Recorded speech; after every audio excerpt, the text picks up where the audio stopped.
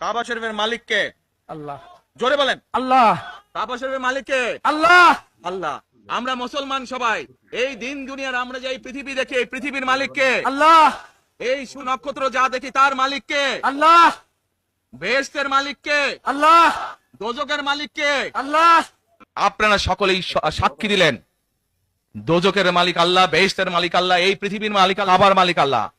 আরে ভাই, যেটার মালিক আল্লাহ সেটা কি ওকেও দেওয়ার ক্ষমতা রাখে? রাখে না। তাহলে নির্বাচনের আগেই একটি দল এই দিব ওই দিব বলে টিকিট দিব বলছে না? যেটার মালিক মানুষ না সেইটার কথা যদি সে বলে এক, সেরে কি করা হচ্ছে? হচ্ছে না? যার মালিক আল্লাহ, যার অধিকার শুধু আল্লাহর একমাত্র, সবকিছুর অধিকার উপরে আল্লাহর অধিকার।